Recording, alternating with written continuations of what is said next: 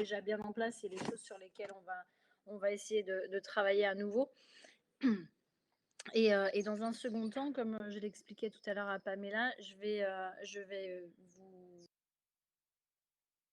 exposer les types de questions que vous pourriez avoir pour le CC du 30. D'accord. Donc, pour rappel, la semaine prochaine, c'est le dernier aujourd'hui TD de didactique, qui est en termes de, on va dire, d'apport de connaissances. Et le dernier TD, c'est-à-dire le TD du 30 novembre, est donc votre CC de didactique en présentiel. D'accord. Donc, j'insiste sur le fait que, comme vous avez dû vous l'indiquer, monsieur Lepage, pour les CC et pour les CT, dans la mesure du possible, on maintient le présentiel. Donc, il faut juste que je vérifie si le 30 novembre, on a une salle qui permette de vous accueillir dans des conditions sanitaires qui permettent de respecter le protocole. A priori, je pense qu'il n'y aura pas de souci. On sera soit dans la salle 50, soit dans la salle 100, de façon à ce que.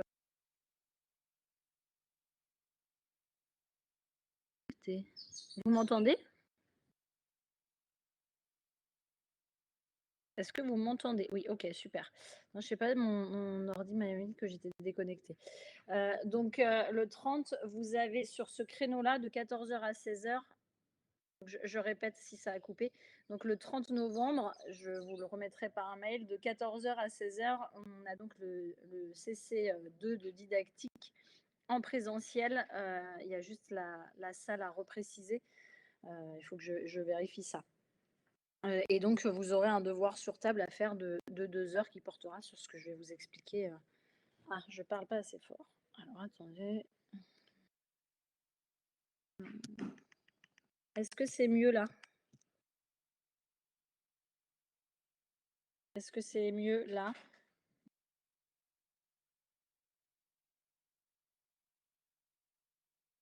Oui, c'est en train d'écran. Vous pouvez prendre la main, hein, normalement. Attendez, je vais voir si je vous ai mis en muet ou.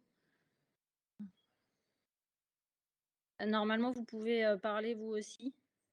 Est-ce que vous m'entendez à un niveau sonore un peu mieux?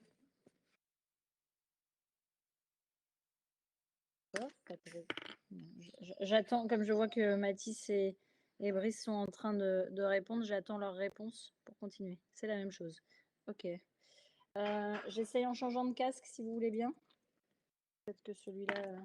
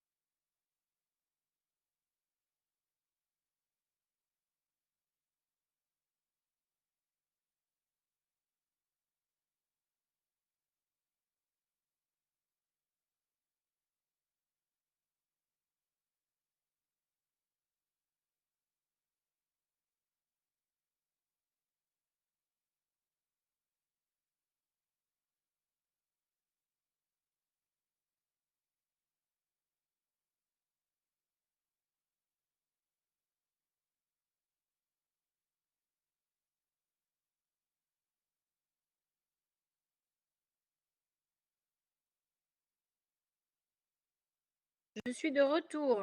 Est-ce que vous m'entendez?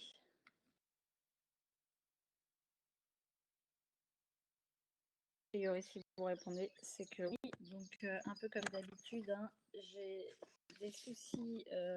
Mon ordinateur se met à planter de temps en temps. Donc, j'écoute vos bons conseils, je le surélève et je vais continuer.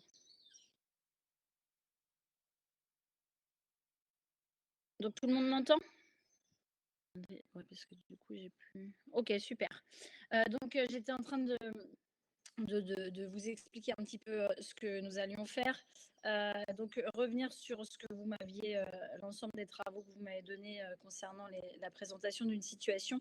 Et donc, après, sur les questions que vous pourriez avoir sur votre CC. Donc, je vous rappelle, pour ceux qui éventuellement nous ont rejoints là, que le CC a lieu en présentiel le lundi 30 novembre de 14h à 16h.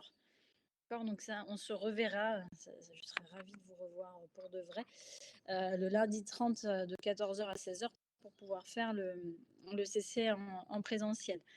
En ce qui concerne le CC, vous verrez le type de questions que vous pourrez avoir derrière. Les exigences, je vous les donnerai aussi tout à l'heure, sachant que, un petit peu comme je vous l'avais précisé, en L3, vous êtes amené maintenant à rédiger. Donc, ça sera un devoir rédiger et pas juste répondre à des questions. Il va falloir que vous argumentiez vos réponses.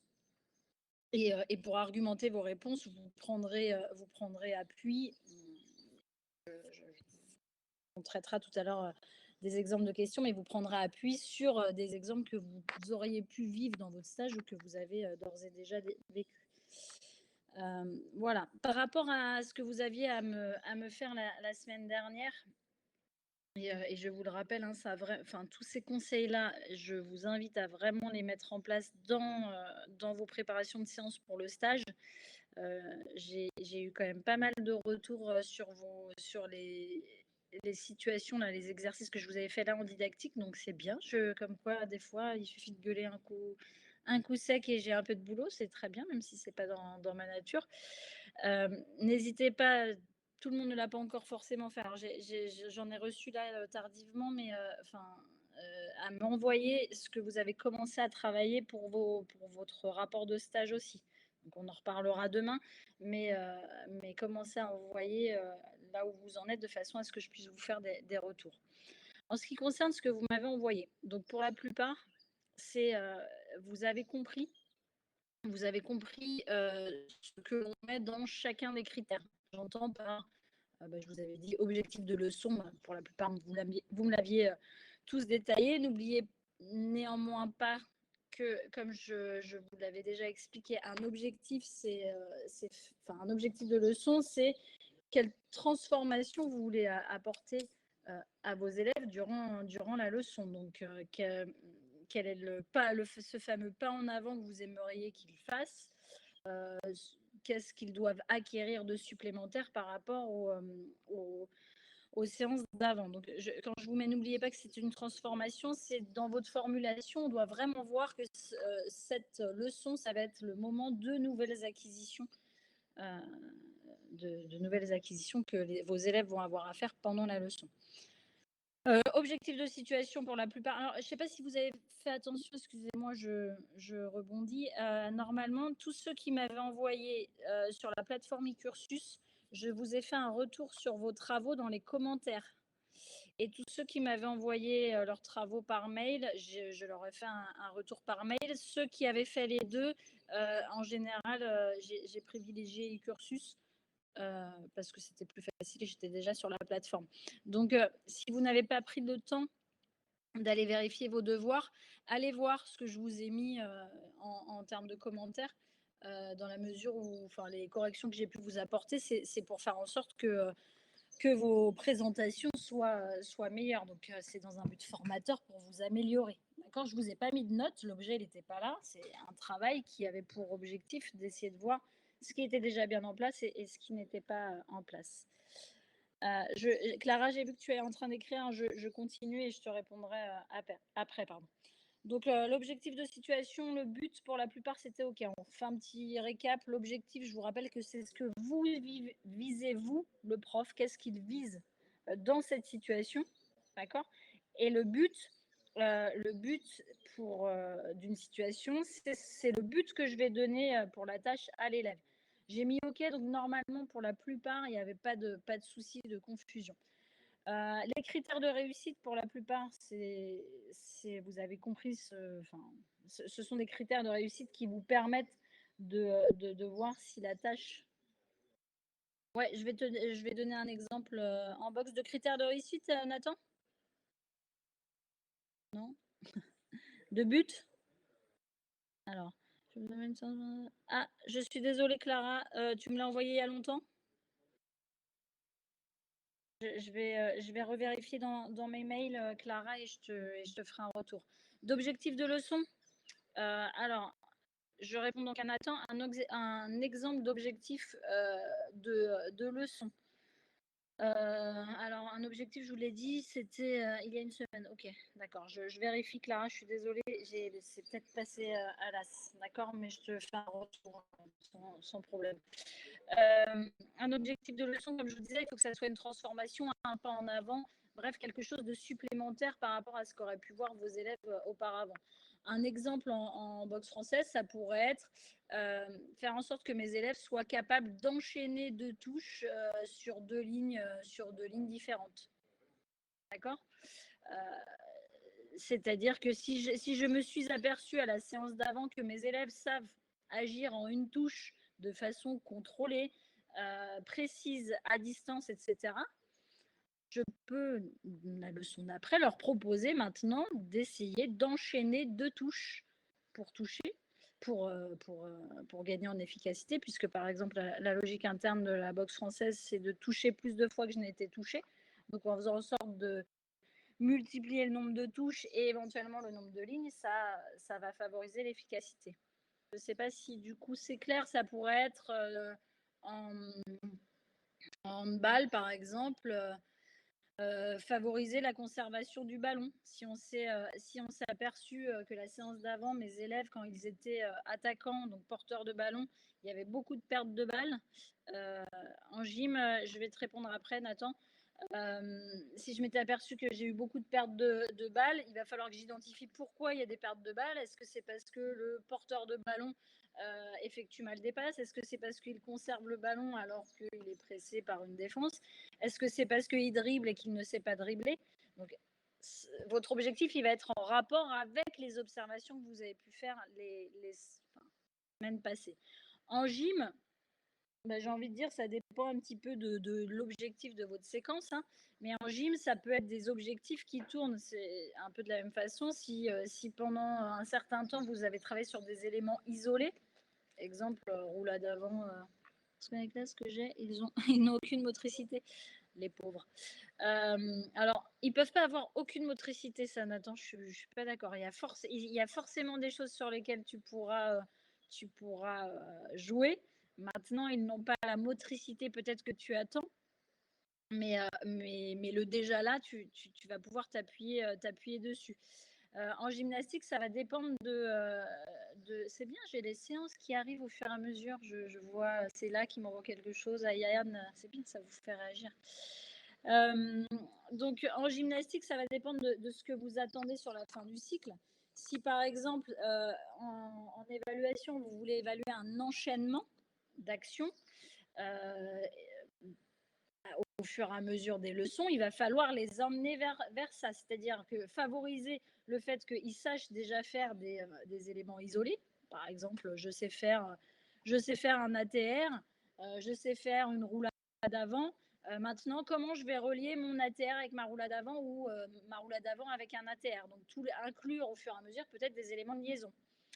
Ça peut être selon si votre objectif de cycle, il est pas sur un enchaînement, mais sur une maîtrise d'action, enfin pas d'action, mais d'éléments, on parle d'éléments en gymnastique, d'éléments isolés. Mon élève, si on est sur un atelier rotation avant, si la semaine d'avant, il arrivait à faire une roulade avant sur un plan incliné, qui est un élément facilitateur pour une roulade avant, je vais lui proposer la semaine d'après de faire une rotation avant, donc une roulade avant, sans aménagement du matériel. Donc en complexifiant, ça veut dire il va devoir, du coup, un peu modifier sa motricité, apprendre à bien poser ses mains, etc. Je ne sais pas si j'ai répondu vraiment à ta question, Nathan, mais en fait, votre objectif de leçon, il est forcément, et c'est ce que je vous avais dit, alors, je ne sais plus si c'est en stage ou en didactique, je pense que enfin, les deux sont liés, vous le savez bien. Il est forcément lié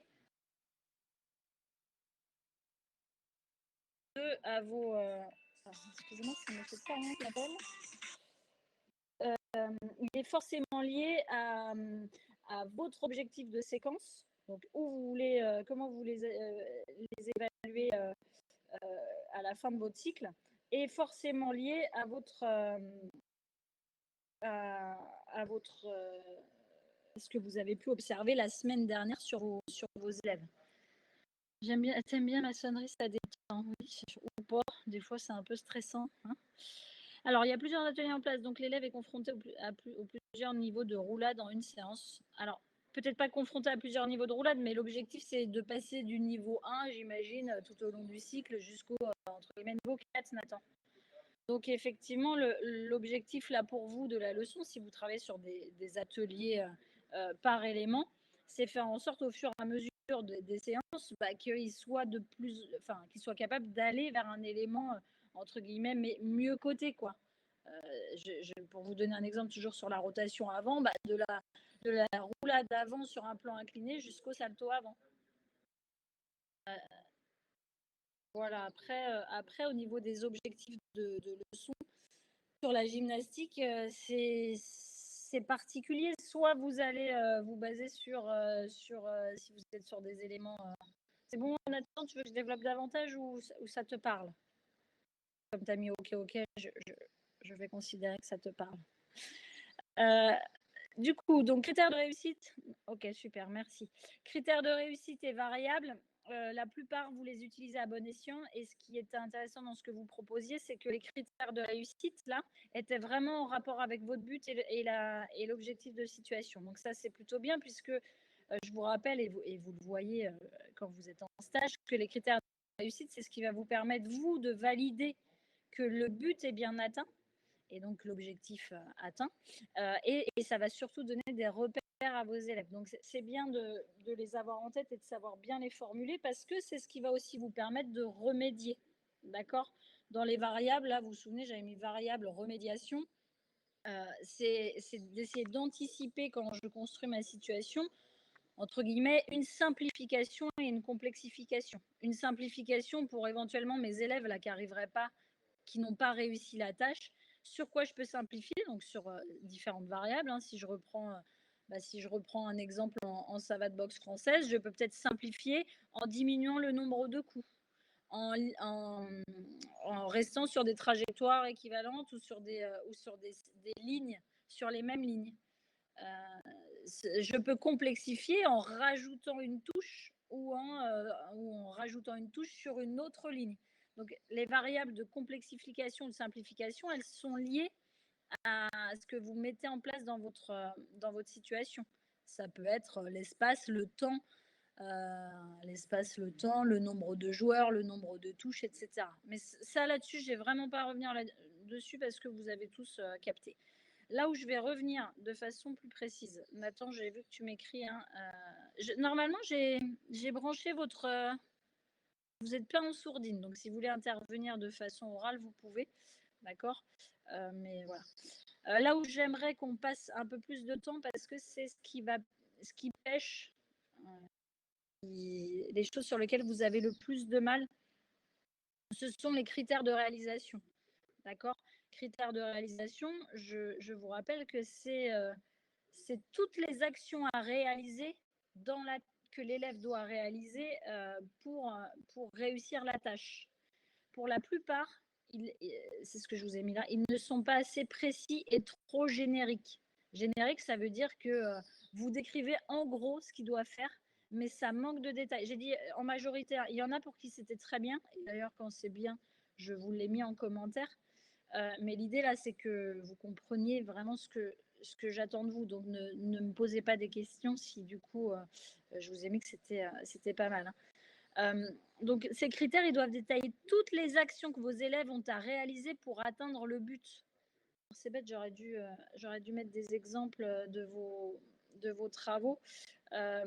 Si, si votre tâche, si on reprend la tâche de la roulade avant, comme ça va parler à Césaire, Nathan et ceux qui sont éventuellement en gymnastique. Si mon élève doit faire une roulade avant et que le but c'est qu'elle soit par exemple alignée et arrivée sur les deux pieds. Les critères de réalisation pour que la roulade avant soit validée, c'est tout ce que je vais devoir moi dire à mon élève pour qu'il sache, pour qu'il arrive, pour qu'il comprenne ce qu'il doit faire pour que sa roulade soit droite, qu'il puisse arriver sur ses deux pieds. Et du coup, souvent, vous, ce que vous avez du mal à formaliser sur le papier, hein, parce que ça se trouve, de façon orale, vous arrivez à le dire, mais ce que vous avez du mal à formaliser sur le papier, c'est à détailler vraiment toutes les actions. Alors, dans notre cas, Nathan, on donne des fiches ateliers aux élèves avec des critères et le reste, mais si c'est trop complexe à détailler, on n'utilise pas. Ok. Ils ont des difficultés d'attention. Oui, de toute façon, en gym, effectivement, le fonctionnement par atelier, ça vous demande à ce qu'il y ait un petit peu d'autonomie. Des fois, c'est un petit peu difficile et ça vous demande surtout de passer, vous, sur tous les ateliers pour pouvoir réguler un peu tout ce que vous voyez.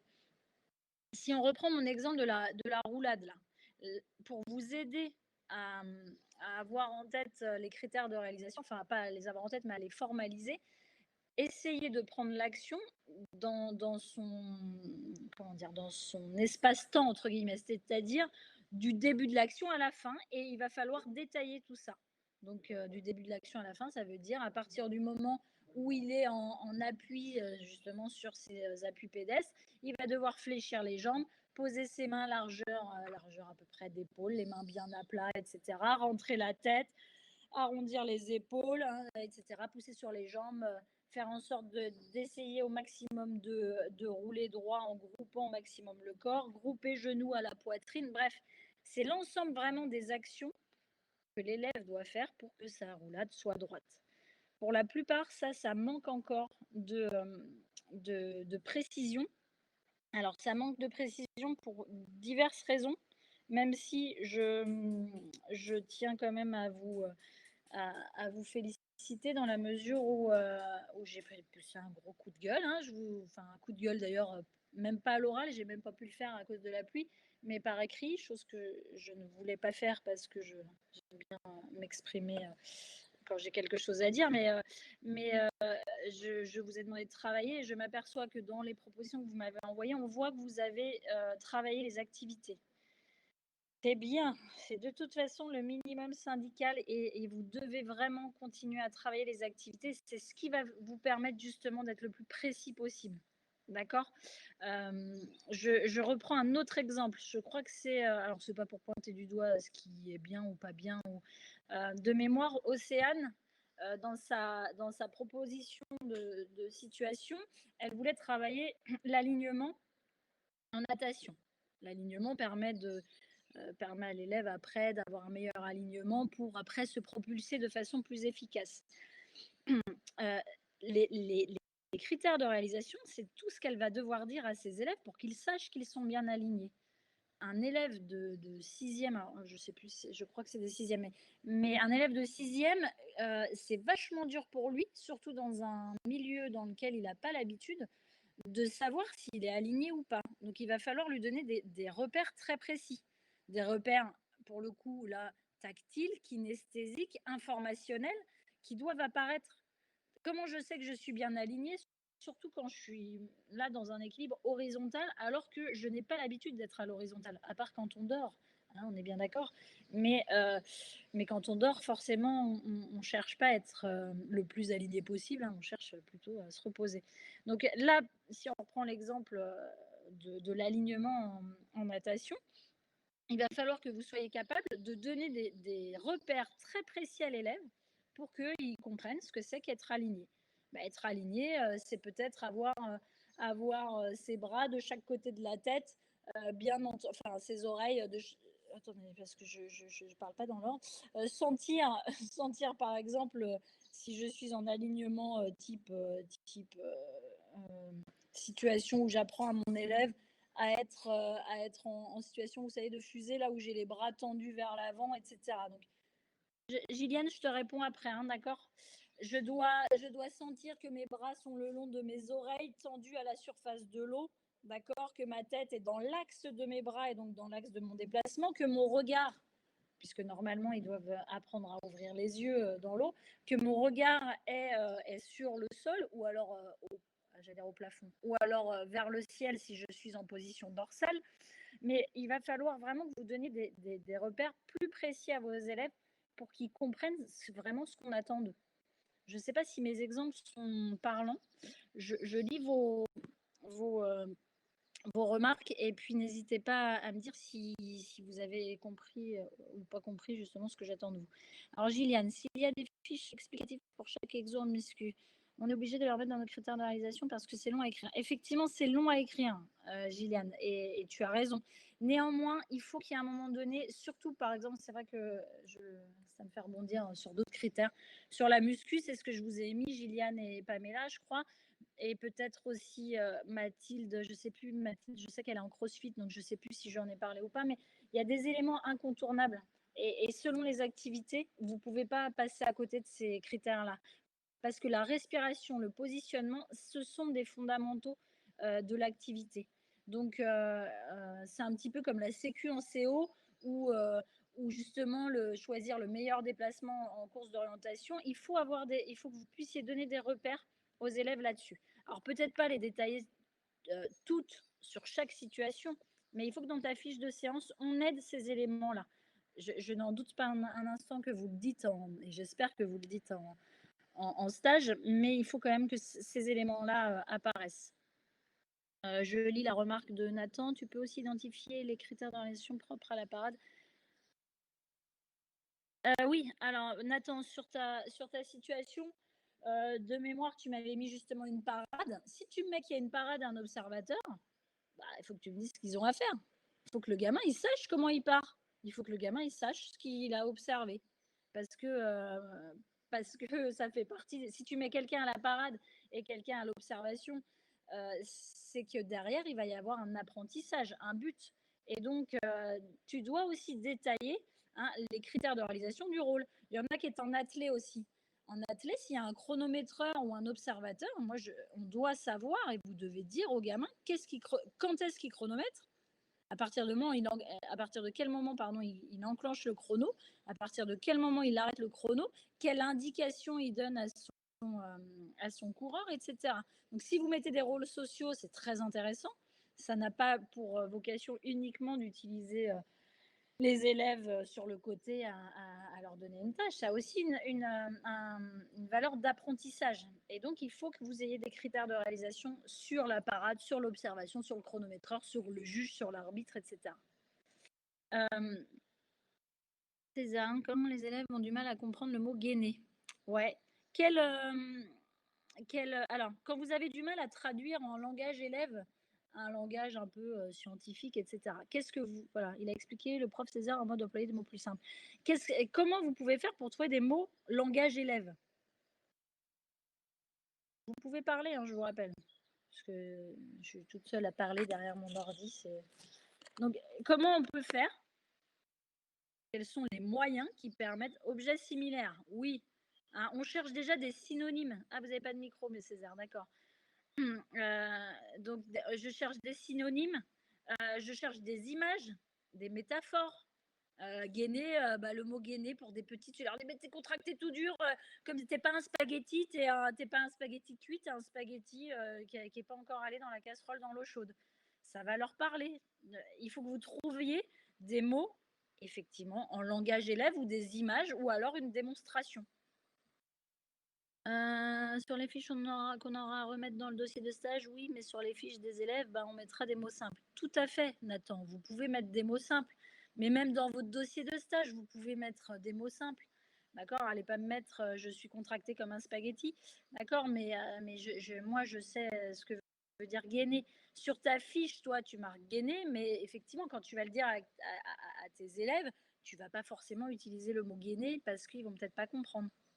Est-ce qu'on peut directement refaire les fiches explicatives de chaque exo dans le dossier et mettre une insérer pour envoyer à leur page pour... Oui, Gilliane, oui, vous pourrez faire ça, pas de souci. Je suis pas sûre que le coup des spaghettis... Si, ça marche bien, le coup de spaghettis, c'est du vécu. Enfin, bon, alors peut-être que maintenant, les élèves... mais moi, quand je faisais de la gym en sixième...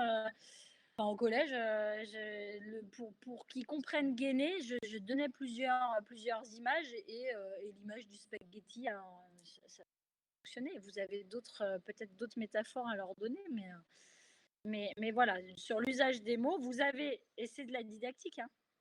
On avait parlé, vous vous souvenez, du comment on passe d'un savoir savant à un savoir appris. Bah, ce savoir savant, c'est ce que c'est le gainage. Et mon élève, qu'est-ce qu'il va apprendre? Bah, il va apprendre à contracter ses fesses, son ventre, jusqu'à ses doigts de pied, etc. Et puis, pour favoriser cette acquisition, il y a votre façon de traduire tout ça. D'accord? Donc, du coup, vous devez vraiment essayer de faire un effort sur les critères de réalisation. Alors, vous êtes, comme je l'ai dit à Gilliane, vous n'êtes pas forcément obligé de tous les mettre, mais les critères qui sont vraiment relatifs à la tâche et qui ont des aspects techniques, etc., vous devez les connaître. Et qu'est-ce qui vous aide? C'est pour ça que je vous ai pris la tête là-dessus. Qu'est-ce qui vous aide? C'est vraiment la connaissance de l'activité.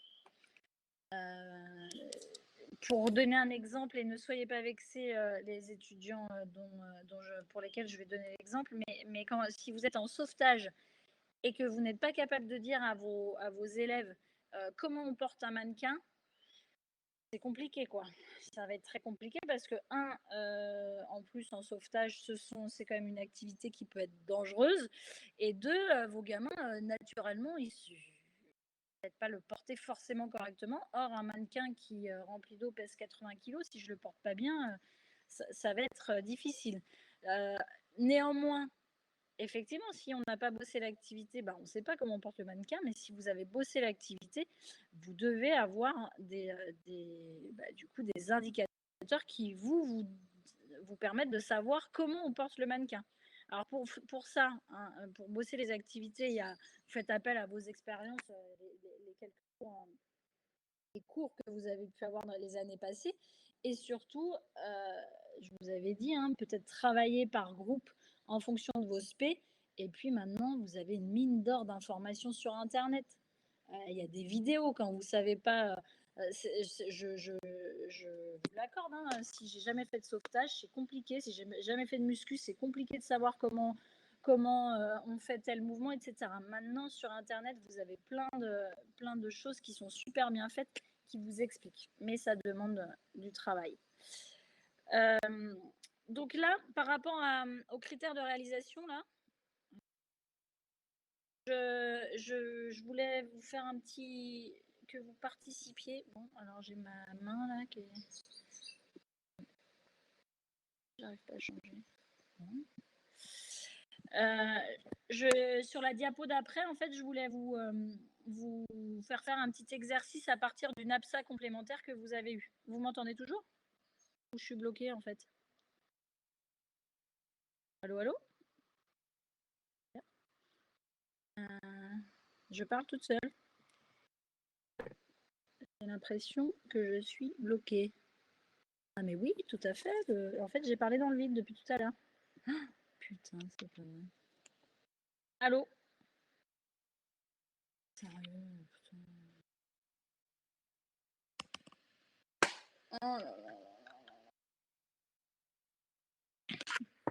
C'est terrible.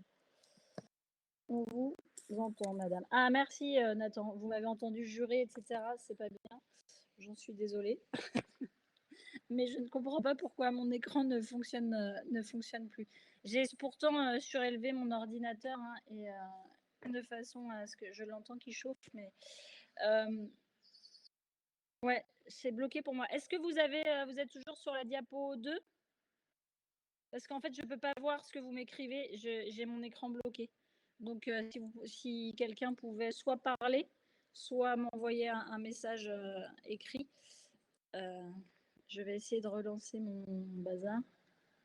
Photo. Alors, ouais, non, bah, vous êtes toujours sur la même diapo. OK. Alors bougez pas, je vais essayer de ne partez pas, hein. J'essaye de me débloquer de tout ça. Comment je pourrais faire? C'est c'est une solitude, hein, ces cours en distanciel. J'imagine que pour vous aussi? Un conseil, j'ai mon escape peut-être? Votre ordinateur est bloqué ou juste la page internet? Non, c'est en fait mon ordi, bah, il est bloqué, oui, effectivement, mais je suis bloquée sur votre page. Je peux plus avoir accès à ma souris et du coup, ça pose problème. Contrôle alt. Non. Ah moi j'ai pas fait de cours d'OIM, hein. Il faut redémarrer. Ah non! Bon, vous bougez pas? Je reviens. Mmh. Pas une idée de comment je peux, non, il doit contrôle alt plus F4.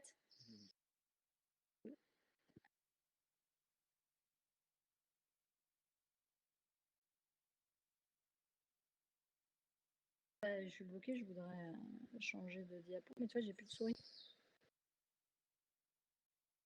On tente de résoudre le problème. Tu vois comme il chauffe?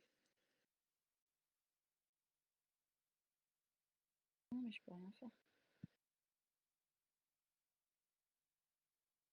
Je vais éteindre. J'éteins et je reviens. Ne bougez pas.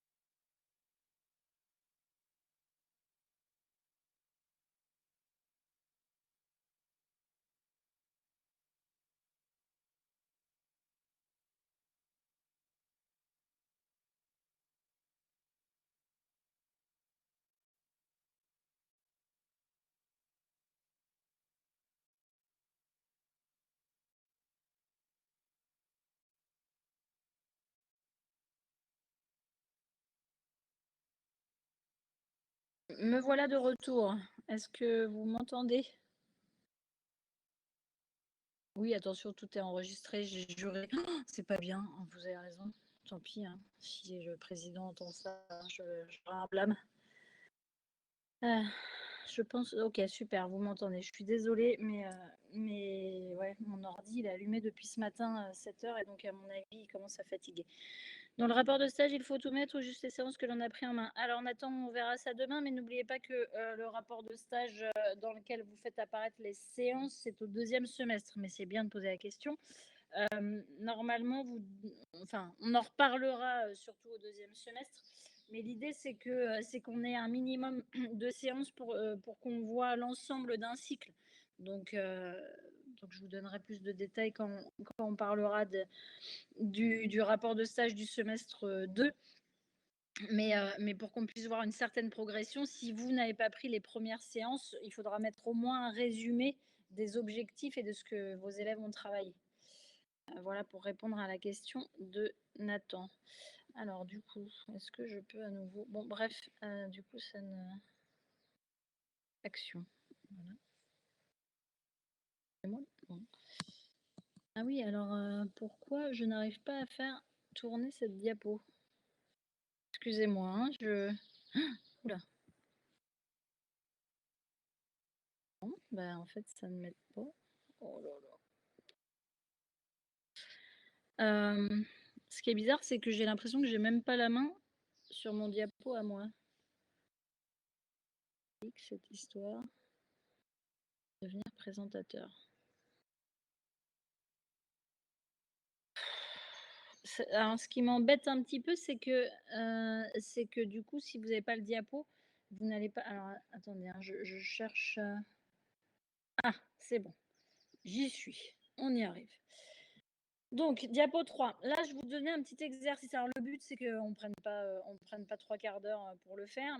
Je vous disais que je voulais vous donner un exercice sur une APSA complémentaire que vous avez eue avec Monsieur Lepage. D'accord. L'idée, c'était de trouver une activité que vous maîtrisez tous ou au moins sur lesquelles vous avez eu des informations.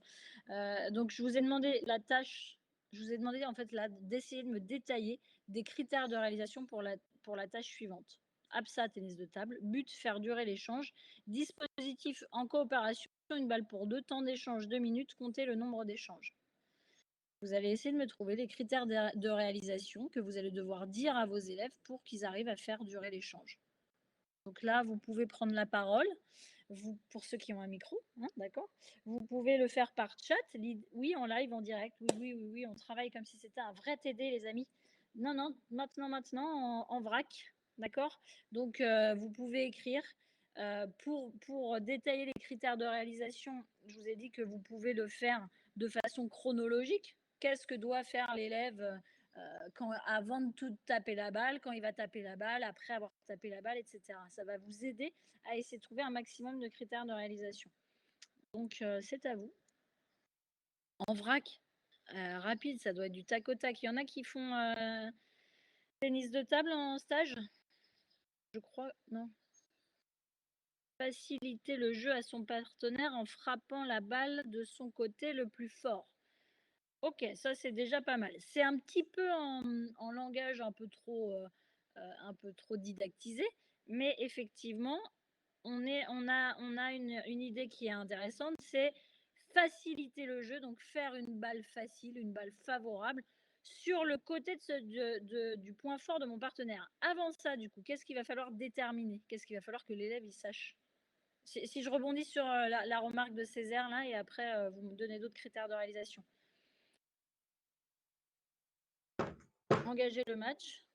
Ouais, d'accord. Donc, engager le match, ça veut dire qu'il va falloir que le gamin, il sache faire quoi là? Un service? Un service. Très bien. Donc, il va falloir donner peut-être des critères de réalisation pour que le service il soit correct. Mais si je rebondis là sur le critère de réalisation de Césaire, qui est intéressant, hein, qui est de, si on le traduit, de faire une balle favorable sur le côté le plus fort de son partenaire. Ouais. Bah, Alors, Bastiane, tu la gardes en tête là et on revient après dessus. Qu'est-ce que ça sous-entend déjà? Vas-y Nathan, tu allais parler. Ben, on va dire que chaque, en gros, élève a un côté fort, c'est-à-dire que la raquette, de toutes les manières, se tient déjà à une main et que soit, le jeu, on va dire, sera, en diagonale, peut-être pour faciliter l'échange et avec, on va dire, le moins de puissance, ce qui fait que comment expliquer la chose? Alors, on va expliquer la chose de façon simple. Déjà, il faut que Ouais, l'élève il soit capable de savoir ce qu'est une balle favorable, une balle facile. Donc, c'est quoi une balle facile? C'est une balle qui a une trajectoire arrondi, qui arrive effectivement sur le côté du là où il est le plus à l'aise et qui a ouais, en cloche, très bien, Césaire.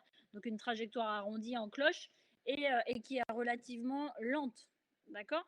Déjà, il va falloir que l'élève il soit capable de reconnaître ça, de différencier une balle favorable, une balle défavorable. Il va aussi surtout falloir qu'il soit capable effectivement de connaître le point fort de son adversaire, de son partenaire, puisque là on est en partenariat. Donc, est-ce que c'est plutôt son côté coup droit ou est-ce que c'est plutôt son côté revers? Euh, Bref, il va falloir qu'il soit capable d'identifier ça. Nathan, tu voulais parler? non. Non, ok. Joy dit lever la balle. Oui, à quel moment? Enfin, qu'est-ce que tu appelles lever la balle? Quand on est sur une touche de balle avec la raquette ou par Ben, je rapport pense à que la c'est mise en pour jeu? la mettre en cloche. D'accord. Du coup, si je cherche à lever la balle, l'orientation de ma raquette, ça a peut-être une importance, non? Vers le haut. Non, si je veux que ma balle elle ait une trajectoire arrondie, une trajectoire en cloche, il va Ben, il faut falloir comment positionner, on va dire, sa raquette, enfin, dire, effectivement, en dessous justement de la balle pour, la faire monter exactement, donc incliné et vers le frapper vers le plafond, haut. très bien. Marc-André dit frapper la balle en revers. Alors, pas forcément, ça va dépendre de où est placée, la balle, sur la table, mais effectivement, il va falloir peut-être que vous détaillez. Quand je la touche en coup droit, bah, comment je suis placée par rapport à la table et quand je la touche en revers, comment je dois me placer? Ça dépend de la facilité de l'élève. Oui, effectivement. Ça dépend aussi si j'ai un gaucher et un gaucher, bah, peut-être qu'ils vont jouer effectivement, comme disait tout à l'heure, Nathan, en diagonale. Si j'ai un gaucher et un droitier, ils vont peut-être utiliser qu'une partie, droite enfin qu'une partie de la table, à droite ou à gauche. Ben, il y en aura Heu, un qui sera en revers et l'autre en coup droit, je pense, s'ils veulent faire effect un échange. Oui, Non? on peut, Pas sûr. selon où il joue, il va falloir qu'il joue soit en coup droit, soit en revers. Ralentir le temps de jeu, effectivement, lever la balle permet un échange plus simple. Oui, il y en a qui sont plus à l'aise en coup droit. Oui, alors donnez-moi des critères de réalisation d'un coup droit. Sur quoi je dois centrer mon attention, quels sont les éléments que je vais donner à mon élève pour qu'il fasse correctement un coup droit et donc qu'il fasse une balle facile.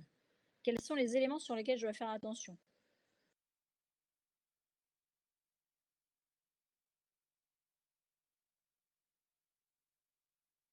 Alors, coup droit, ça veut dire qu'elle arrive de quel côté par rapport à moi? Du côté quoi? Côté de ma main forte, entre guillemets, hein, du côté de la main ou bah, droit ou gauche, hein, c'est là si je suis gauchère, du côté de là où là où je porte la raquette. Effectivement, Marc, il a donné hein, je vous ai dit, essayez de voir ça de façon chronologique. Déjà, il va falloir parler des déplacements par rapport à la table, d'accord?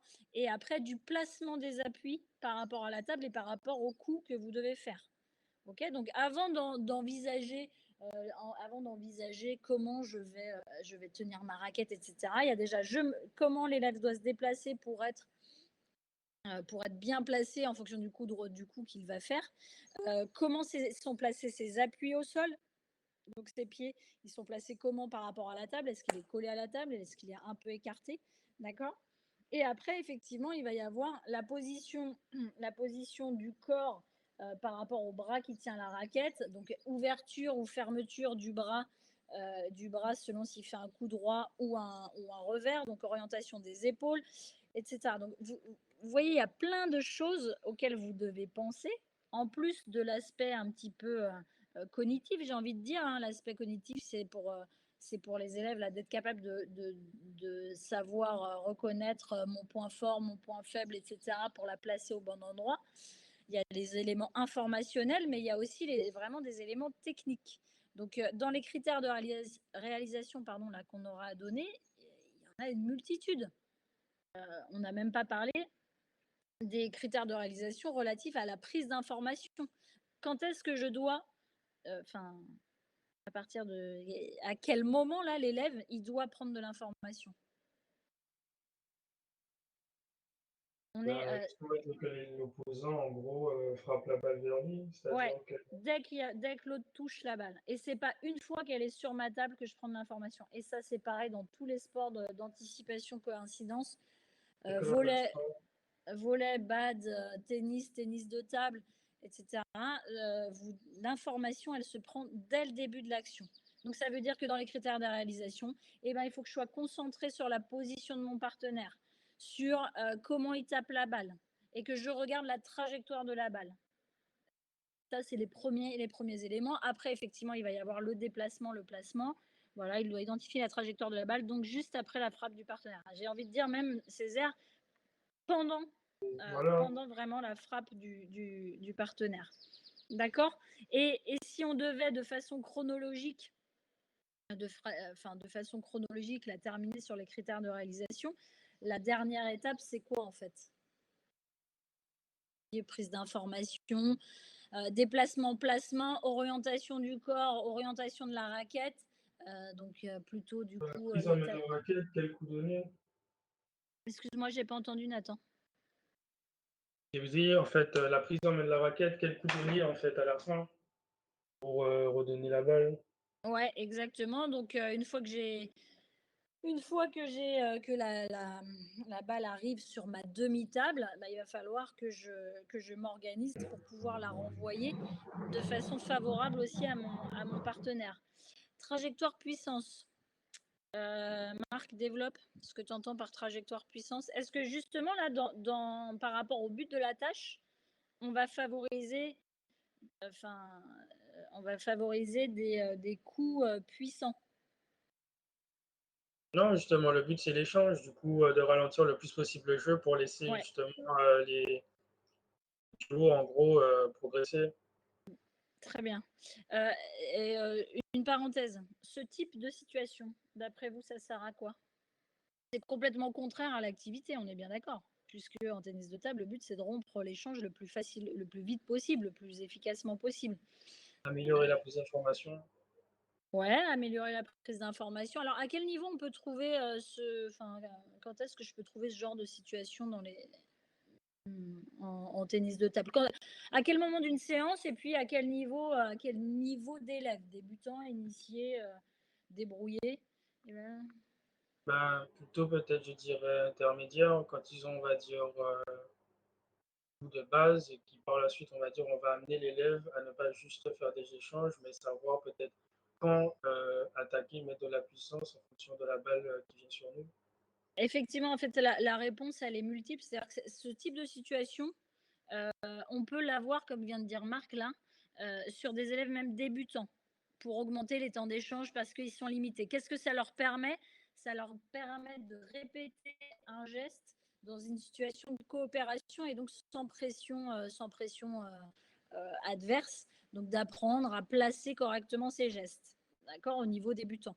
À un niveau un peu plus initié ou débrouillé, ça va permettre un petit peu ce qu'expliquait Nathan, ça va leur permettre d'identifier les trajectoires et éventuellement, une fois que je sais faire une trajectoire facile, de profiter de ça. Quelle serait pour un élève, pour des élèves un peu plus débrouillés, face à une balle facile, qu'est-ce que je vais apprendre à faire après? Ah, Oui, peut-être que je j'avais. croyais que j'étais déconnectée, pardon. Donc, qu'est-ce que je peux, quelle serait la situation d'après si j'étais avec un niveau initié où le but là c'est d'essayer de voir qu'est-ce qu'une situation favorable de marque à punir en mettant en difficulté plus de puissance. Oui, quel serait là le coup utilisé? Une trajectoire qui m'arrive en cloche lente sur mon coup fort, qu'est-ce que je fais? Marc, ça veut dire quoi punir? Par Alors, quelle soit technique? je Voilà, fâché, on va voilà. faire effectivement une trajectoire tendue, rapide, qui permet, comme l'a dit Marc, de punir entre guillemets l'adversaire par un smash. Ok. Là, ça brouillait un peu. Je m'entendais un petit peu en robot. Donc là, c'est un exercice pour que vous compreniez que des critères de réalisation, il y en a une que pour les trouver, il y a différents moyens. Soit vous prenez l'action de façon chronologique, de A à Z, du début à la fin de l'action. Et le début, ça vient même, comme on a pu le voir sur du coup cette tâche-là, le début, ça vient même dès la prise d'information. Au niveau au-dessus, on passe en opposition. Oui, après, on pourrait passer en opposition, effectivement, César. Donc, soit vous le prenez de façon chronologique, soit vous pouvez aussi le prendre par rapport aux ressources. Quelles sont les ressources sollicitées dans cette tâche? Bon, bah, il y a les ressources motrices, mais il y a aussi les ressources informationnelles.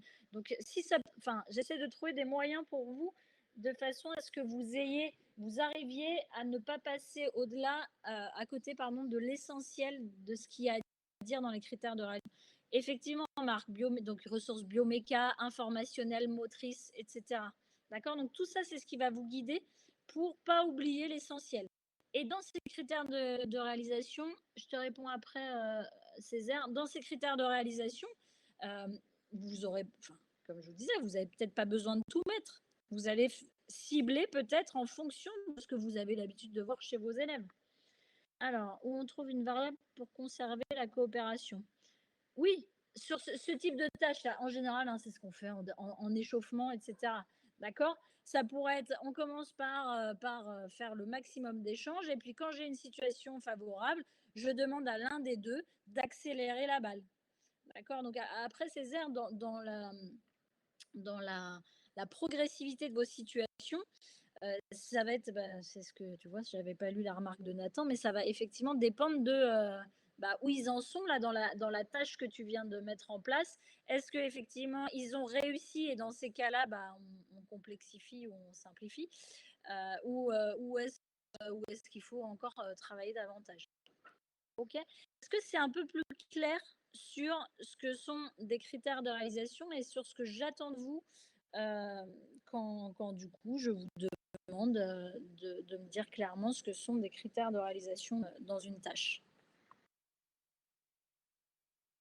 Vous m'entendez toujours? Oui, c'est clair? Ok, super. Est-ce que vous avez pris le temps du coup de lire? Alors j'ai vu quand j'ai commencé le TD là que j'ai eu pas mal de mails qui arrivaient de la part de certains. Madame, pour l'une des personnes, Vas-y, pour l'une des personnes, on va dire, vous je sais pas avez qui dit parlait, en gros que mais je c'est ne vous moi. entends plus. Ah bon? C'est Nathan. Ouais, vas-y, Nathan. Il y a une des personnes, on va dire, qui explique en gros que le tableau que vous avez envoyé, c'était pour qu'on puisse mettre la situation entière, c'est ça? Entends pas, Nathan. Vous avez dit que pour l'exercice, on Nathan? avait à faire, oui, allô, Oui.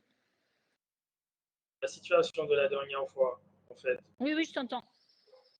Bon, la situation, on va dire, qu'on a faite la dernière fois, le tableau que vous avez envoyé, l'exercice, le tableau, c'était la situation entière. Oui. En fait, il y a l'une des personnes, si je peux dire, c'est là vous avez répondu que, que sa situation n'est pas entière, alors que pourtant elle a rempli tout le tableau. Je t'entends plus, Nathan. Je sais pas pourquoi ça coupe de temps en temps.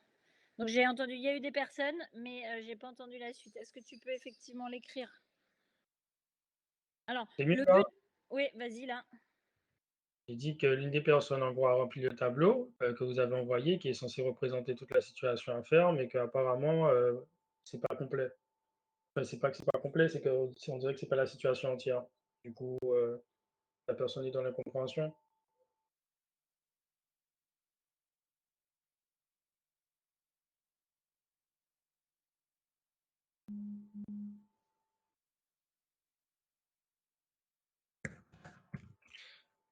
Bon, ça a coupé, pour la dame. Du coup, je suppose que c'était elle, en fait, qui avait un problème. Elle m'a envoyé un message. Ouais, je crois, hein. Vous m'entendez bien? Il y a pas de souci? Ouais, on t'entend. OK.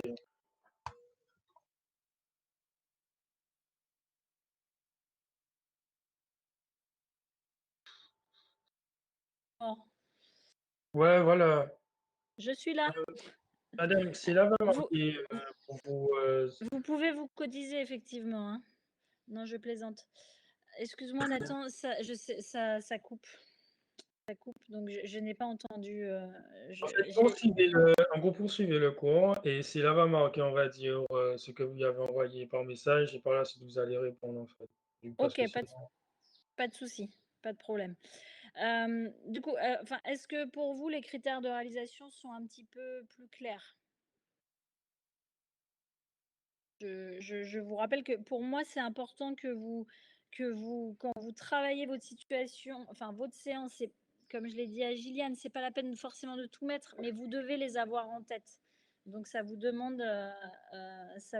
du coup d'avoir vraiment travaillé tout ça. D'accord? C'est là, ouais, tu m'expliques et puis je reviens dessus, par la suite. Du coup, on enchaîne, suite à ce petit exercice-là qui, j'espère, vous a permis enfin, de comprendre un petit peu plus. Est-ce que vous avez des difficultés? Alors ça rejoint, un petit peu comme d'habitude, je vous ai dit les éléments de stage, mais est-ce que vous avez des difficultés avec les différents projets? C'est-à-dire projet de séquence, projet de classe, projet de leçon? Sur les projets de leçon, dans ce que j'ai vu, pour la plupart, ça me semblait correct, d'accord. Vous m'avez pas encore envoyé projet de classe ou projet de séquence.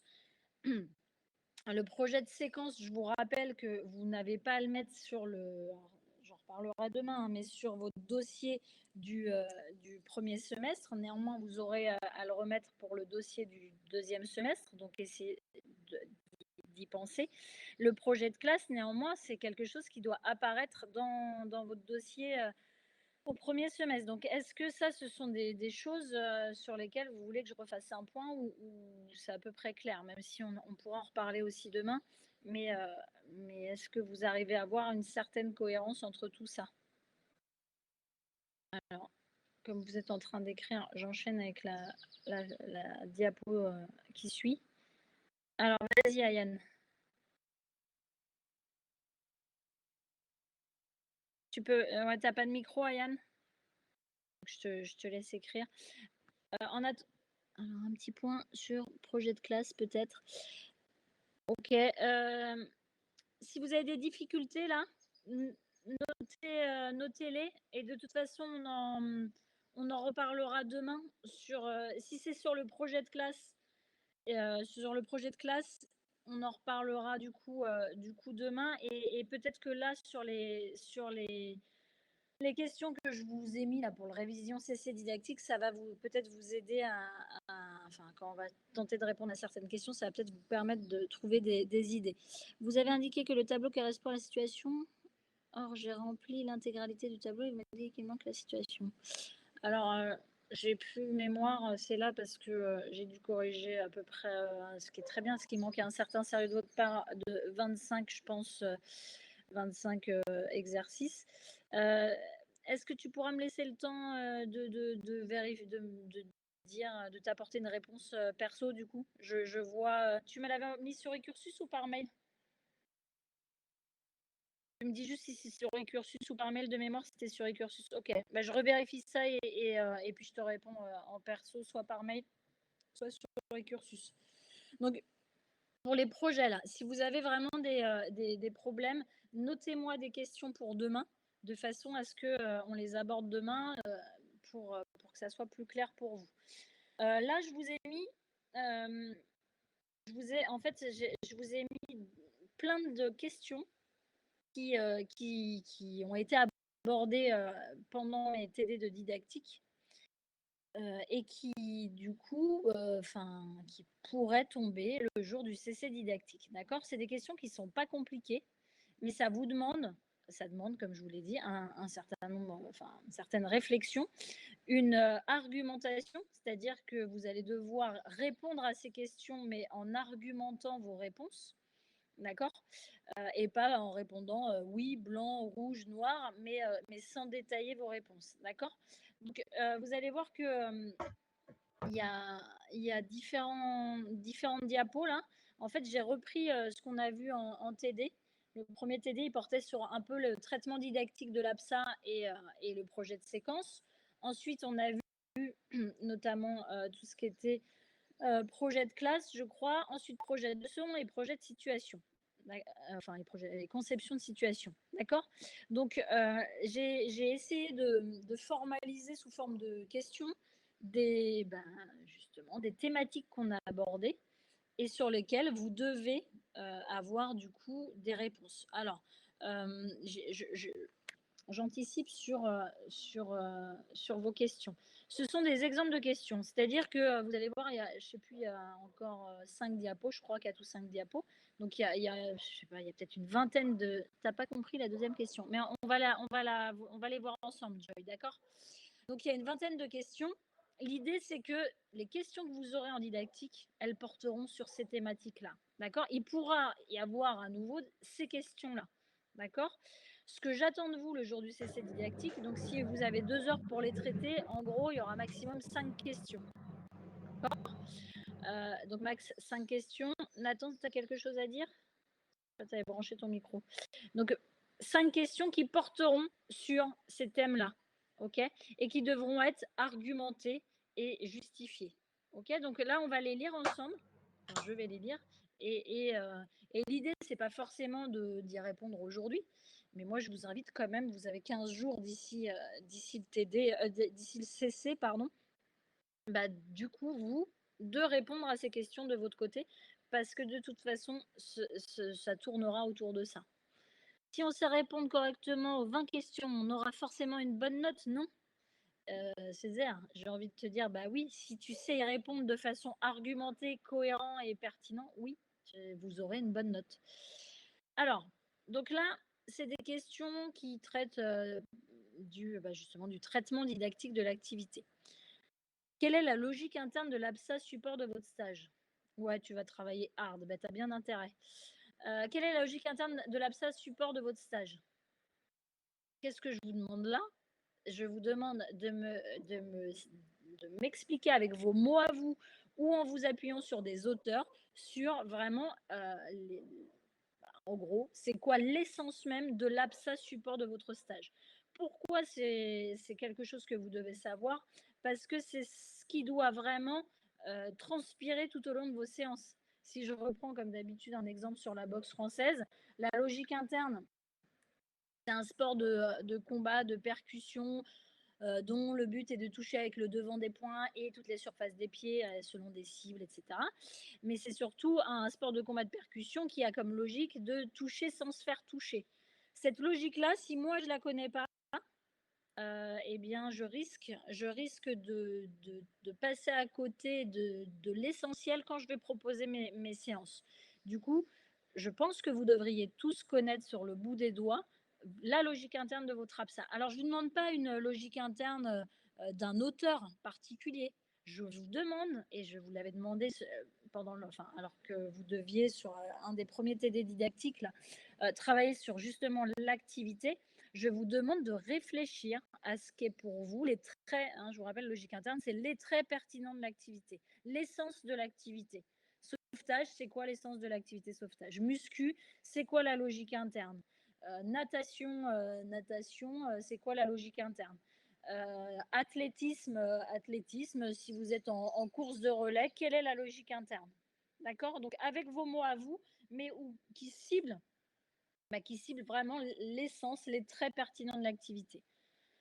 Ça, je pense que c'est pas très compliqué, qu'il vous suffit, normalement, vous l'avez fait, hein, de bosser l'activité et d'avoir ça dans un petit coin de votre tête. Quels sont. Alors, Joy, du coup, ça va répondre à ta question. Quels sont les points. Alors, c'est vrai que c'est un petit peu mal formulé, hein, donc. Enfin, pas mal formulé, mais ça nécessite une Ça nécessite que je vous dise davantage ce que j'entends par là. Je commence à perdre mes mots, hein, on arrive à la 8e heure de cours, ça devient dur. Donc quels sont les points réglementaires de votre APSA que vous maintenez avec votre classe et pourquoi? Donc là, c'est en gros le règlement de la savate box française, règlement fédéral. Qu'est-ce que je garde avec ma classe et pourquoi? Et qu'est-ce que j'adapte et pourquoi? Badminton, quels sont les points réglementaires que je garde? Est-ce qu'avec ma classe de 6e, je garde forcément le service croisé? Si oui, pourquoi? Sinon, pourquoi? D'accord? Donc, quand j'entends point réglementaire, c'est normalement votre activité, elle a un règlement, entre guillemets, un peu fédéral. Est-ce que vous adaptez au niveau didactique ce règlement? Et si vous l'adaptez, pourquoi? Est-ce que du coup, tu comprends mieux la question, Joy? C'est en gros, quels sont les éléments du savoir savant, de ma pratique sociale de référence, que je garde et ceux que j'adapte et pourquoi je les adapte? Ça vous semble compliqué, ça, comme question? J'attends vos réponses. En soi, là, c'est vraiment de la didactique, hein, c'est ce sur quoi je vous avais dit de travailler, hein, c'est mon activité. Oh là là, attendez, hein, juste la formulation. Oui, alors n'ayez pas peur, hein, le jour du CC, je serai là. D'accord, donc si vous avez un problème et que vous ne comprenez pas, je reformulerai mes questions à l'ensemble du groupe. D'accord. Donc cette question-là, on ne répond pas juste par oui, je garde l'ensemble des points réglementaires. Non, on détaille quels sont ceux que tu gardes et pourquoi tu les gardes. Et s'il y en a que tu adaptes, tu me dis lesquels tu adaptes et pourquoi. D'accord? Donc c'est pas juste oui ou non, c'est oui, je garde ça parce que c'est intéressant du point de vue par exemple des ressources motrices de mes élèves, ça me semble important de développer ça, etc. Ça, par contre, je les adapte parce que, j'adapte, par exemple, avec mes sixièmes, je ne fais pas le service croisé en badminton parce que ça reste trop complexe, par exemple, pour eux. Exemple, le plaquage en rugby. Oui, exactement. Alors là, quelle pourrait être la justification du plaquage en rugby? Il y en a, vous pouvez m'en citer deux différentes. Ouh là là, vous avez tout enchaîné. Ouais. Exactement, Marc. Donc, difficile de garder l'œil à la. Ok. Je sais pas en STAPS. Quoi? Ah oui. Non, non, pas en STAPS, en sixième. Avec mes élèves, voilà, Covid, merci. Donc, pas de plaquage. Hein, et puis, effectivement, vous savez maintenant que chez les petits, là, on n'est plus sur du plaquage, on joue au toucher. La Vous n'aviez pas le droit de plaquer avec Monsieur Paoli en première année. C'est bien, avec Monsieur Paoli et Monsieur Joblet, s'il vous plaît. Donc, ce que je veux dire, c'est que encore une fois, il n'y a pas de réponse attendue. Moi, ce qui m'intéresse, c'est la vôtre et pourquoi. Là, si vous me dites, bah non, mais je fais pas de plaquage en rugby parce que c'est le Covid, parce que j'estime que en sixième, ça peut être dangereux et on va aborder d'autres choses. Ça peut, enfin voilà, vous pouvez, c'est une justification recevable. Alors, en gym, c'est compliqué cette question. Pas forcément. Quels sont les aspects réglementaires en gym? Qu'est-ce qui détermine le règlement en gym? Joy. Alors, ou d'autres, hein, effectivement, il n'y a pas que Joy qui fait gym. C'est subjectif? Non, il y a des aspects très objectifs. Comment sont cotés les éléments en gymnastique? Ils sont cotés en fonction, oui, c'est un système de notes en fonction de la difficulté des éléments. D'accord? C'est effectivement une APSA du champ 3, destinée à être vue, jugée, etc. par autrui. Mais il y a des éléments gymniques qui appartiennent à un code. Ce code, il doit être, si vous le mettez en place, il doit être connu effectivement des élèves, mais c'est à partir de ça que vous créez vos, vos ateliers et éventuellement vos difficultés. Donc, Joy, pour répondre à ta question, en gym, donc il y a le code, les éléments codés. Il y a aussi que normalement, hein, je vous rappelle qu'on n'est pas sûr. Normalement, en gymnastique, on devrait pas, enfin là, on devrait arriver à une production d'un enchaînement. Et souvent en gymnastique, alors encore plus avec les petites classes, on reste sur des éléments isolés. Ça se justifie le fait de rester sur des éléments isolés parce que les éléments de liaison, c'est exactement éléments gymniques, éléments de liaison, etc. Les éléments de liaison, c'est des apprentissages qui prennent énormément de temps et qui sont des fois complexes à mettre en place. Donc, par exemple, en gym, ça pourrait être, normalement, on devrait arriver à un enchaînement d'actions cotées, etc. Mais moi, avec mes élèves, je vais rester sur des éléments isolés parce que j'estime que je n'aurai pas forcément le temps, parce que je pense que la motricité déjà développée dans ces éléments isolés est intéressante, etc. Tu comprends, Joy, un peu ce que je veux dire? Effectivement, tu as raison, hein, il y a des activités pour lesquelles c'est peut-être plus difficile à adapter de façon didactique. D'accord? Problèmes fondamentaux de l'absence, j'ai envie de dire, c'est un peu comme la logique interne, hein. C'est des choses que vous devez connaître, d'accord? Donc les problèmes fondamentaux, c'est tous les problèmes auxquels vont être confrontés vos élèves dans leur pratique de l'activité. Donc ça, vous devez être capable d'en lister quelques-uns puisque ça va faire l'objet justement de vos objectifs avec vos élèves. Quelles sont les ressources principalement sollicitées dans l'activité? Au vu des programmes de PES, quelles sont celles que vous allez chercher à développer chez vos élèves? Donc là, je vous demande en gros, dans votre activité, qu'est-ce qui est... Oh, excusez-moi, il faut absolument que je branche mon ordi, je n'ai plus de batterie. Mais alors là, c'est compliqué parce que je n'ai toujours pas d'électricité. Donc voilà. Alors attendez, je change de pièce. Oh, ne bougez pas, enfin, je peux continuer de parler, il faut juste que je me branche dans l'unique pièce où j'ai de la... Bah ouais, mais attends. L'électricité. Ne bougez pas. Si vous connaissez quelqu'un à EDF, je suis preneuse aussi. Parce que enfin, voilà, ça reste un petit peu compliqué.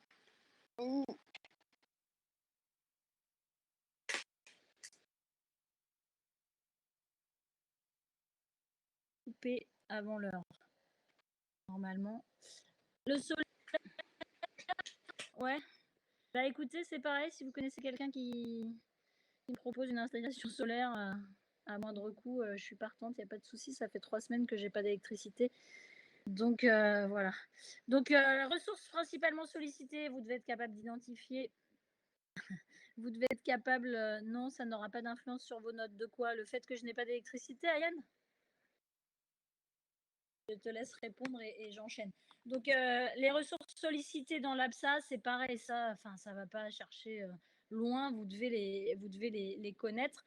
Et quand je vous demande oh non, allô? Oh putain. Alors je ne sais pas si vous m'entendez toujours. J'ai l'impression que le Big Button a fermé. J'ai Oui, on rouvert vous tout de suite entend. une nouvelle session. C'est pas possible. Putain, mais quelle galère. Ah, merci Joe. Je suis désolée, je jure, c'est très vilain. Mais en fait, je n'ai à nouveau plus d'écran. Vous allez avoir pitié de moi, vous allez vous dire, la pauvre Madame Gazzini. Attendez, parce que j'aimerais... En fait, si j'ai pas mon PowerPoint, j'ai pas sous les yeux les questions que je voulais traiter avec vous. Donc ça reste... Ah, c'est bon, je suis de retour. Oh. Hop. Autoriser.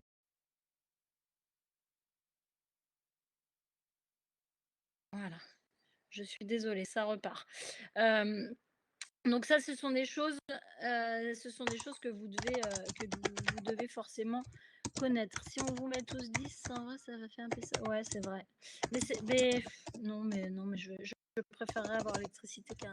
Ouais, putain, madame, c'est vrai, vous avez raison. Ah, là là. Ah, si on trouve un contact, ah, peut-être, je ne sais pas. Ayane, écoute, franchement, vu la galère dans laquelle je suis, je pourrais peut-être vous rajouter 2 points. C'est une plaisanterie. On va pas corrompre, les étudiants quand même, hein. D'accord? Donc du coup, ça, ce sont vraiment des choses, que vous sur lesquelles vous avez déjà travaillé, donc qui vont pas, vous poser problème. D'accord? Sur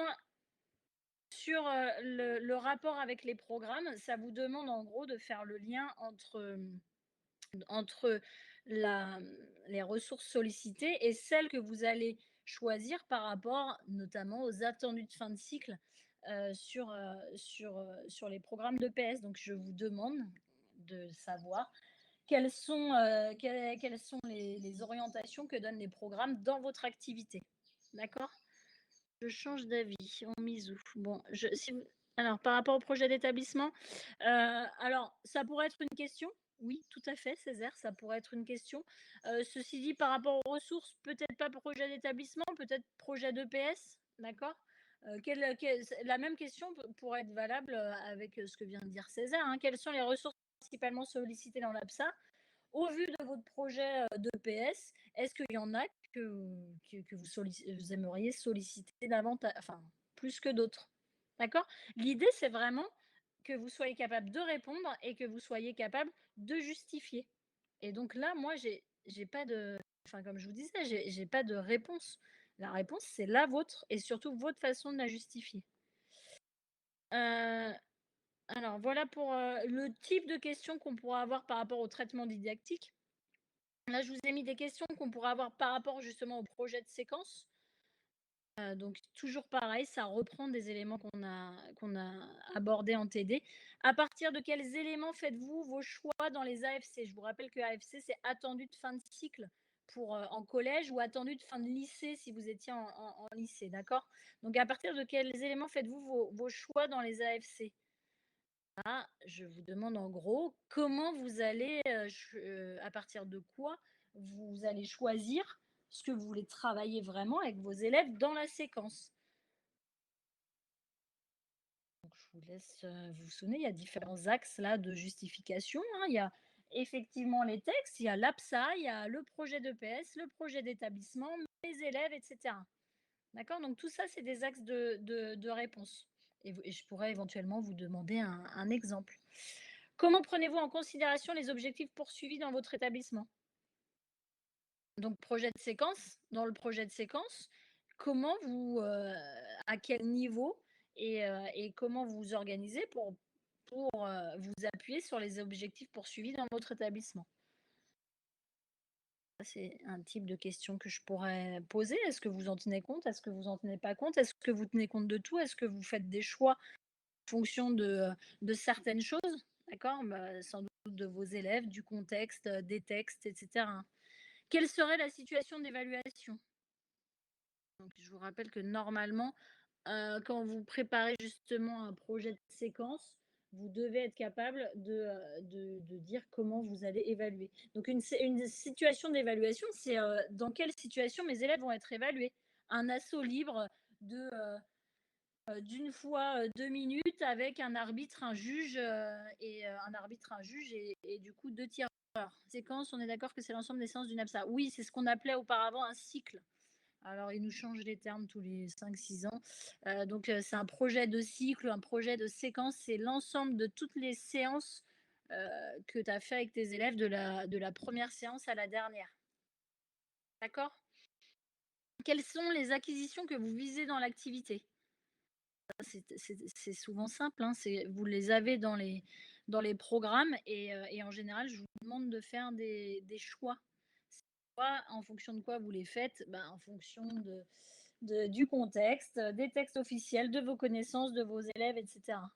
J'ai fait une faute, vous avez vu? Vous m'avez même pas repris. Quelles sont les D'accord. acquisitions? Un UE, 2 LES. Bon, c'est comme les putains, c'est des trucs qui vont rester, c'est pas bien. J'espère que l'administration va jamais regarder, hein.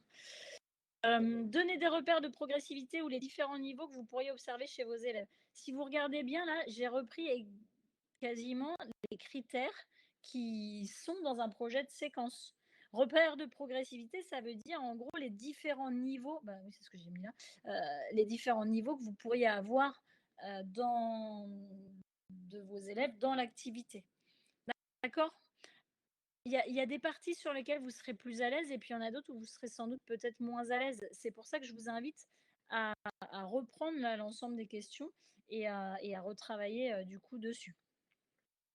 Question qu'on pourra avoir, faut justifier nos choix d'acquisition. Il vous blâmera pour ça quand même. Je ne sais pas Césaire, je ne sais pas à quel point nous surveillés et je ne suis pas du tout paranoïaque, hein, pourtant, mais c'est pas vraiment si simple. Gilliane, alors, je vous demanderai s'il faut justifier, d'accord? Dans les questions que je vous poserai, il faudra justifier. Je suis d'accord, ça pourrait être grave. Quand il faudra justifier, je vous le mettrai. Ok, donc dans l'idée, dites-vous, je vous ai toujours dit, souvenez-vous, ça fait partie des choses que je vous dis depuis le début. Vous devez être capable de répondre à la question pourquoi. Soyez, soyez dans. Parce qu'en plus, malheureusement, on ne fait pas d'oral au premier semestre, mais de toute façon, au deuxième semestre, j'espère qu'il y en aura. Et répondre à la question pourquoi, c'est savoir répondre à la question pourquoi, ça vous permettra vraiment du coup, de passer sur des oraux de façon un peu plus sécure, on va dire. Voilà. Si vous êtes capable de répondre à la question pourquoi, bah, vous avez tout capté, quoi. Question relative au projet de classe. Quelles sont les caractéristiques de votre classe que vous devez relever pour élaborer votre projet de classe? C'est pas compliqué quand même, on a travaillé quand même dessus.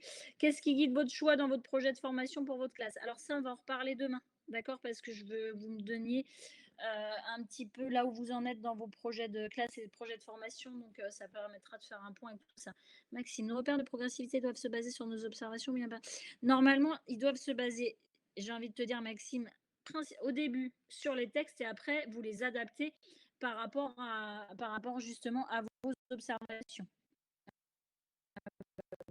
En plus,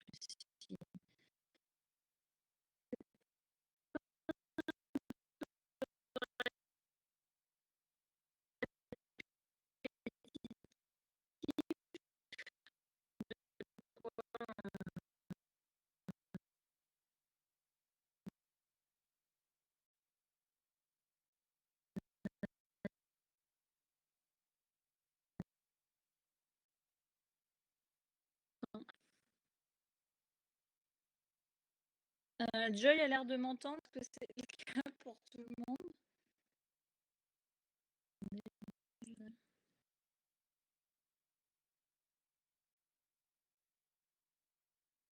On vous entend saccadé, d'accord. Oula. Et là, vous.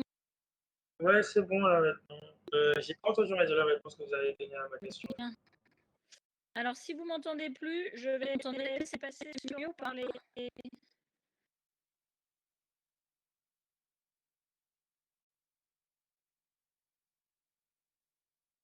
Est-ce que c'est. Bon, a priori, vous m'entendez mieux. Si jamais ça bug, je vais vous faire passer les diapos de façon à ce que vous ayez les questions. D'accord?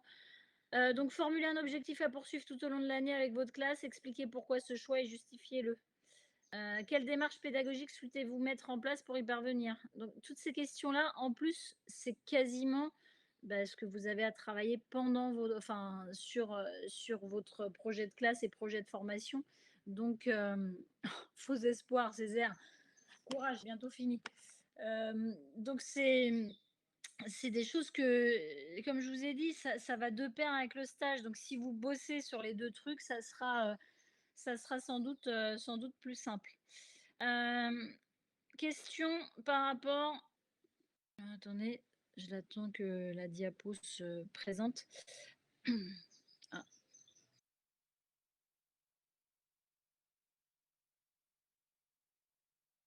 Par rapport au projet de leçon. Donc, effectivement, hein, ça peut être redondant, Nathan, dans la mesure où c'est à chaque fois un peu les mêmes choses. C'est-à-dire, à partir de quoi? Pourquoi proposez-vous ça, etc. Donc, à partir de quoi formulez-vous votre objectif de leçon? Bon, je vous rappelle que c'est à partir des textes de mes élèves, la séance d'avant, de l'APSA, etc. D'accord? Du mon contexte, bref, de mon objectif de projet de séquence. Donnez-moi des exemples d'observations sur vos élèves qui vont guider vos futurs objectifs de leçon. Quelles sont les quelle démarche pédagogique? Ah, alors attends. Joy, ne vous embêtez pas à les écrire, je vais vous l'envoyer par mail, d'accord? Donc, quelle démarche pédagogique souhaitez-vous mettre en place pour y parvenir? Mais oui, je vous un mail, comme ça sera plus simple. Vous aurez bien le temps de travailler. Donc projet de leçon, des exemples d'observations sur vos élèves qui vont guider vos futurs objectifs de leçon. Bah, ma leçon, 3, ils sont en handball. Qu'est-ce que je vais observer pour voir, quel sera mon objectif pour la semaine prochaine? D'accord? Est-ce que je vais observer, l'aspect collectif? Est-ce que je vais observer l'aspect individuel? Bref, qu'est-ce que j'observe pour pouvoir voir, bah,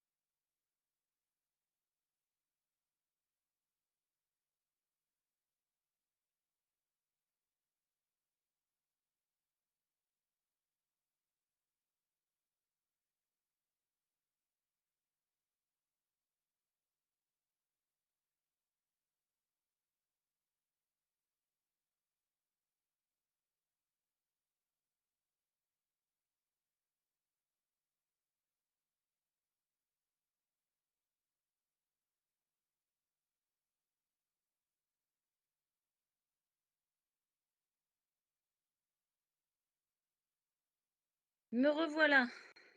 On va y arriver, hein. Je suis désolée, mon ordi s'était éteint. Est-ce que là, tout le monde m'entend?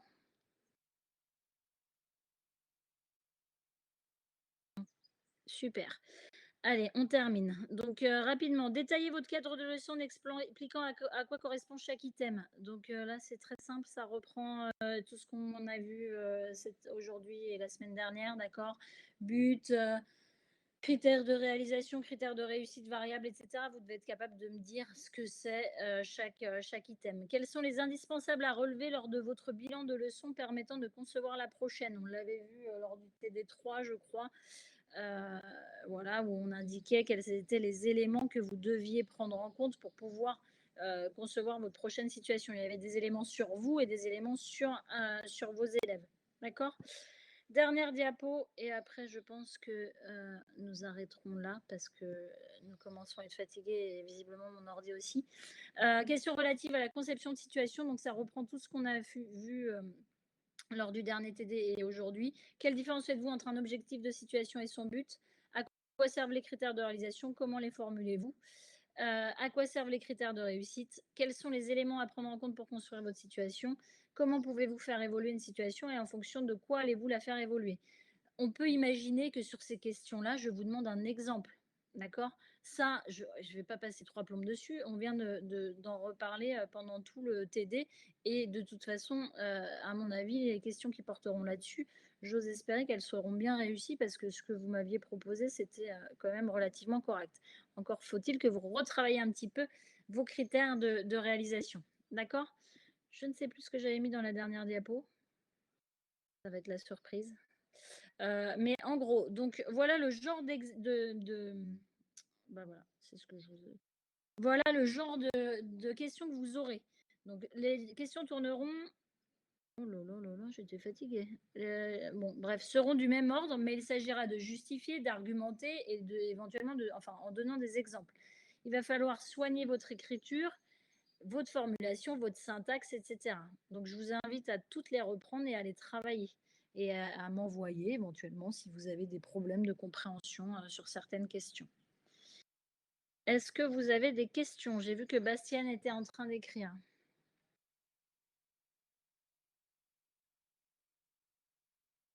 Alors, je vais attendre la question de Bastiane.